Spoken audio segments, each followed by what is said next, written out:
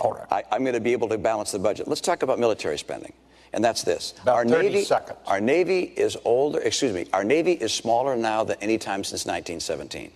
The Navy said they needed 313 ships to carry out their mission. We're now down to 285.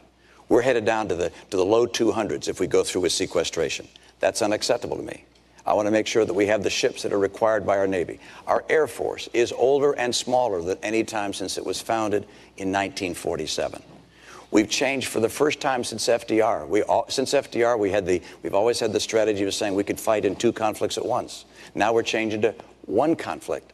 Look, this, in my view, is the highest responsibility of the President of the United States, which is to maintain the safety of the American people. And I will not cut our military budget by $1 trillion, which is the combination of the budget cuts that the President has, as well as the sequestration cuts. That, in my view, is making our future less certain and less secure. Bob, I just need to comment on this. First of all, the sequester is not something that I proposed. It's something that Congress has proposed. It will not happen. The budget that we're talking about is not reducing our military spending. It's maintaining it. Now, if Congress allows this meat cleaver approach to take place, it will jeopardize our military readiness. It will eviscerate job-creating investments in education and energy and medical research.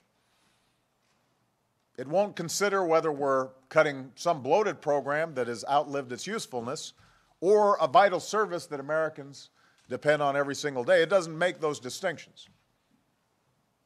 Emergency responders, like the ones who are here today, their ability to help communities respond to and recover from disasters will be degraded. Border Patrol agents will see their hours reduced. FBI agents will be furloughed.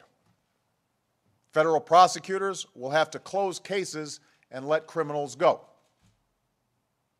Air traffic controllers and airport security will see cutbacks, which means more delays at airports across the country. Thousands of teachers and educators will be laid off. Tens of thousands of parents will have to scramble to find childcare for their kids. Hundreds of thousands of Americans will lose access to primary care and preventive care like flu vaccinations and cancer screenings. And already the threat of these cuts has forced the Navy to delay an aircraft carrier that was supposed to deploy to the Persian Gulf.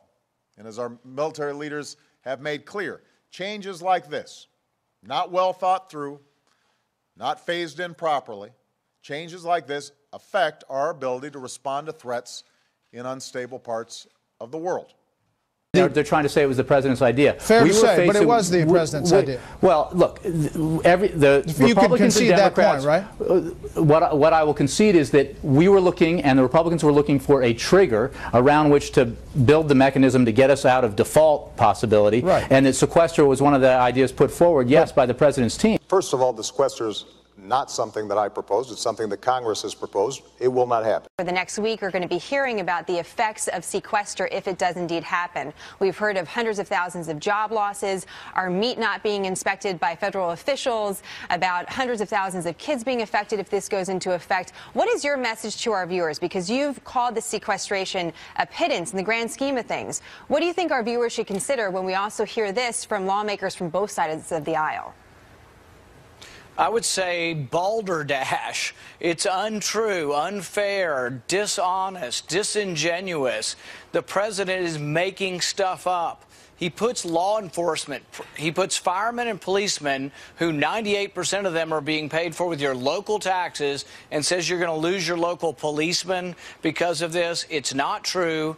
The sequester is a slowdown in the rate of growth of government. It's the least we can do. Our country is drowning in a sea of debt, borrowing $50,000 a second.